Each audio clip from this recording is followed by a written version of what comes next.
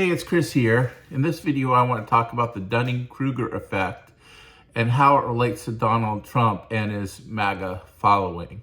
And I think it's useful and it's a helpful concept to talk about. But first, I do want to break through some of the stereotypes about what Dunning-Kruger, what they proved. And it's Justin Kruger and David Dunning. And I have to look down because my memory isn't that great to always remember these names, but it was done originally in 1999. And a lot of the way it's popularized is that stupid people don't know how stupid they are. And then they apply it to MAGA and just say, well, MAGA is a bunch of stupid people, and they just don't realize their own ignorance in following Donald Trump. Well, part of the problem with that is that not everybody who is in MAGA is just stupid. They're not all just low intelligence. And Dunning-Kruger isn't so much focused on that. What it was focused on is understanding how cognitive bias works in people's assessment of their own abilities. And what they found was very, very interesting, that the people with the most limited competence in an area overestimated their level of competence. In other words, they thought they were a lot better at whatever than they really were. And conversely, they found that people that were high performers, that were more actually competent, rated their own abilities lower than they actually were. In other words, the least competent thought they were more competent than they were, and the more competent thought they were less competent than they actually were. And originally, they began looking in the areas of logical reasoning, or we would say critical thinking, and grammar, and English language, and in social skills. That was their original research, and that people that were most lacking in their ability to engage in critical thinking, understanding the English language, having good social skills, with the least competence, they overestimated how good they really were at those things. Meanwhile, those who were far better at them took an honest look at themselves and rated themselves lower and would not see themselves as good or as competent as they really are. And since that time, they've put this study in a whole bunch of different other fields, and it's generally held true that the least competent people in any area overestimate their own competence, and the least competent people, or the most competent people, underestimate their own abilities. And I think when we begin to put this together, especially when you think about critical thinking, English language skills, social skills, things like that, and you have people that are really overestimating how well they can think through critical issues, how well they can understand and comprehend what's being said, and really have the social skills to understand maybe a lot of the nonverbals of communication, because 75% of communication is nonverbal, and not understanding how to really read people and things like that, and yet think you're really great at it and that you really understand the world and you know everything that's going on around. And you're least competent maybe in economics, you're least competent in foreign policy, you're least competent in law enforcement and in the justice system, and how to read and understand, for example, a criminal indictment, to read all the legal documents from all of Trump's trials, and to sit down there and sift through it, understand how to read with comprehension those things. And you're least competent in these things, and yet you really overestimate how competent you are. Meanwhile, people that are better able to understand these things are saying, I don't know, maybe I missed something. I'm not so sure, and are more open to hearing from others because they say it's not my area of expertise. It's not my area of competency. I'm not a lawyer. I can't sit in the place of a lawyer. So I'm going to hear what 2 or 3 lawyers say going through all these criminal indictments and all the evidence with Donald Trump. And I'm actually going to listen to different perspectives because I don't want just a choir boy that's just a cheerleader and feeding me propaganda. I really want to get to the heart of this and want to understand this. I don't have a degree in economics. I don't understand all these things that I'm hearing from both Vice President Harris and Donald Trump related to their economic plans. I'm not sure that I fully understand what the impact is. So I'm going to listen to a wide range of economists and I'm going to see what they have to say. So if those experts, those people that are competent, when 90% of them are saying Donald Trump's plans are going to throw us into a recession and VP Harris's plans will not have that same negative economic impact, I'm going to give some weight to those economists and not think that I know better than them.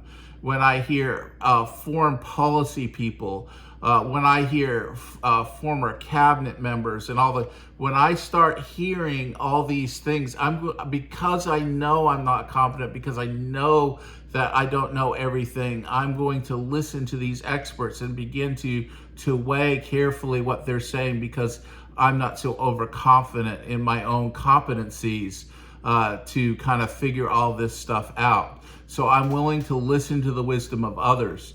And if they say things I don't like and they say things that make me feel uncomfortable, then I'm still going to listen because I want to hear their expertise and why they're saying the things that they're saying. And so people that are better at critical thinking, that are better at English language, that are better at social skills, are far more open to hearing these kinds of critiques and weighing them and thinking about them because they know they don't know everything and they really are looking for more information because they're not sure of what they don't know. They don't know what they don't know. They don't know the questions asked. So they're very open to be educated. And they're not looking for an echo chamber of somebody just to say what they already feel and think and just confirm in them, because that's the way a lot of propaganda works. A lot of propaganda realizes that people don't want to be challenged in their thinking and their beliefs. They just want their beliefs affirmed. And so if you're a media source, your best way to make money is to identify your audience and then just feed them what they want to hear, whether it's true or not, to confirm their own biases, because most people aren't willing to think through issues. They just want somebody to confirm what they already believe, even if they're minimally competent and lack the real ability to think through that issue or whatever and come to a sound conclusion. They still want just somebody to confirm whatever they believe already. And this is not just a MAGA thing. This is across the board. And you see this even when you look at the progressive left. Doesn't have kind of like a cult-like group like MAGA and a leader like Donald Trump rallying people with cognitive bias and limited competence and really playing with their minds. I mean, it happens on both sides. Unfortunately, the reality is that there are people with above average intelligence and below average intelligence. And when you combine lower than average intelligence with this cognitive biases and limited and overestimated with limited competency, overestimating your own abilities to figure things out, and you don't know what you don't know, and you don't have the ability to know that, not everybody can go to medical school. Not everybody can go to engineering school and be successful. And many of Donald Trump's voters, the largest group is white males who have not completed college. Now that doesn't mean, and this I want to push back on some that say if you don't go to college that means you're stupid. There are a lot of very, very smart men out there who have not gone to college because they prefer to be outside and work with their hands, but they can sit down and read a book and read with understanding and comprehensive, that have good logic and reasoning skills, have good social skills.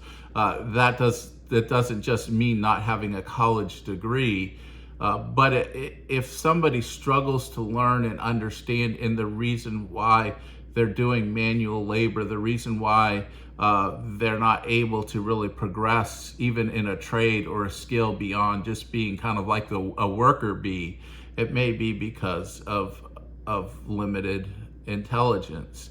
And there's no shame in that. And there's all sorts of range of scales of intelligence, and God made us all. We're all made in His image. We're worthy of dignity and respect. And just because we're not as smart as the doctor or the engineer down the street in terms of our intelligence does not mean we have any less value and worth, and we're not as important as a person or as valuable to society. But the reality is we're all given different gifts. We're all given different gifts by God, and our challenge is not to want to have the 10 talents to go with the parable that Jesus made about servant giving 10 talents and 5 talents and 2 talents, those kind of, or 1 talent. The goal is not to be jealous of someone that has the 10 talents or the 5 or 2 talents or the 1 talent or whatever. The goal is to take what God has given us and use it to the best of our ability for His glory, and to be content with who He made us to be. I'm not rich and I'm not famous, and I'm happy I'm not.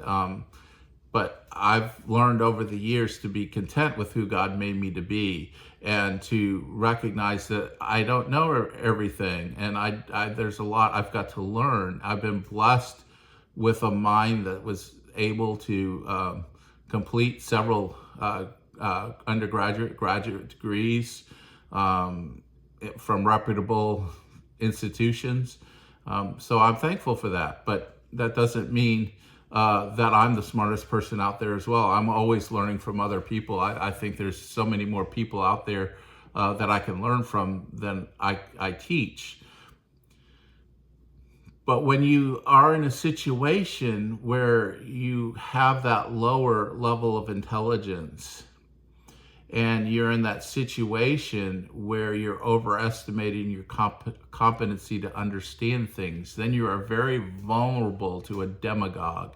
A demagogue is somebody that comes and just sells you a bill of goods that manipulates you and your mind for their own purposes, and can say things that sound really good and stir up your biases and say, yeah, I understand exactly how you feel. What you feel is true. What you feel is right. Even if it's not, it's to make you feel that way so that you think, well, yeah, I'm with this guy. And one of the things that frustrates a lot of observers who really watch Donald Trump and recognize that he is below average with his intelligence level. He speaks on a 3rd grade level, 4th grade level. He has a very childlike understanding of the world and how things work. And if you notice, when people ask him specifics about tariffs and different things like that, he always dodges the answer because he probably doesn't really know, and he's not going to really be able to speak intelligently on a lot of issues. So you notice what he does is he just dodges the question. He won't answer him directly, and he just goes into whatever spiel he's going to go to about immigration and everything like that. But if, let's say, his IQ is in the range of 95 to 100, and he's speaking to a whole lot of people whose IQ ranges are, in the 80 to 95 range that are lower than his, he's going to connect with them emotionally, and that's what demagogues do. And he is going to be able to make them feel really good. There are other people that are more able to, I've heard them, I guess the best way to say is just shake their heads and say, look, I'm with Trump, I'm going to vote Republican, all that stuff. He says some crazy stuff, all that stuff, but he's just trying to communicate to the people. And a lot of people with higher intelligence are holding out that Trump is really more intelligent than he lets on, and he shows himself to be, but he's just doing that to get more people, more voters and everything. That if we really just sit down and talk to him, he'd be able to intellectually be on our level. And again, since I don't know Donald Trump personally, I can only go by the people that have known him behind the scenes and say that's not true. He really doesn't have a high level of intelligence. He has a very childlike understanding of the world. But that's just what people are reporting, that what you see at the rallies and everything is really him. What he is in those interviews is really him, that his mind is not more advanced than what you see. But that really poses a lot of problems because people that resonate with Donald Trump are going to look past all the flaws. They're going to look past all the things, all the inadequacies. They are going to discount 100% other experts because they think they're smart enough to not need to listen to other people.